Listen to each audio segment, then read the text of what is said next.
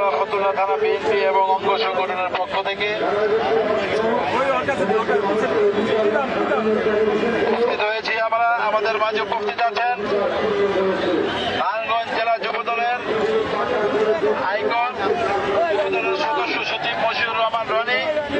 আমাদের মাঝে উপস্থিত আছেন ফতুল্লা থানা বিএনপির সিনিয়র যুগ্ম সম্পাদক রুহুল আমিন শিকদার। উপস্থিত আছেন ফতুল্লা থানা বিএনপির সহসভাপতি হাজী মোহাম্মদ শহীদুল্লাহ ভাই। উপস্থিত আছেন ফতুল্লা থানা শিল্প অঞ্চলের সংগ্রামী সভাপতি বাবুল আহমেদ ভাই। উপস্থিত আছেন এস এম আনিসুর রহমান সহ সাধারণ সম্পাদক ফতুল্লা থানা। উপস্থিত আছেন উলামা দলের ফতুল্লা থানার আহ্বায়ক সদস্য সচিব জিলানি ফকির। উপস্থিত আছেন উলামা দলের জেলার সদস্য সচিব হাফেজ মাওলানা মামুন। উপস্থিত আছেন কৃষক দলের সংগ্রামী আহ্বায়ক জুয়েল আরমান। উপস্থিত আছেন ছাত্রনেতা দুলন। উপস্থিত আছেন বক্তবলী ইউনিয়ন বিএনপির সভাপতি নজরুল ইসলাম।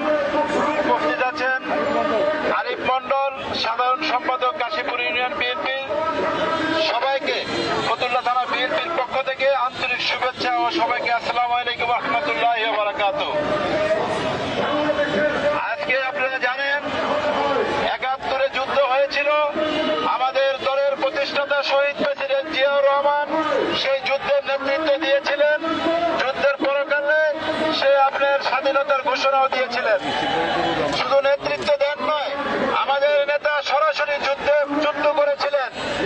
আজকে দীর্ঘদিন আমরা আমাদের নেতা আমাদের দলের ভারপ্রাপ্ত চেয়ারম্যান জনাব তারেক রহমানের নেতৃত্বে, আমাদের নেত্রী আমাদের মা দেশনেত্রী বেগম খালেদা জিয়ার নেতৃত্বে আমরা দীর্ঘদিন আন্দোলন সংগ্রাম করছি স্বৈরাচার শেখ হাসিনার বিরুদ্ধে।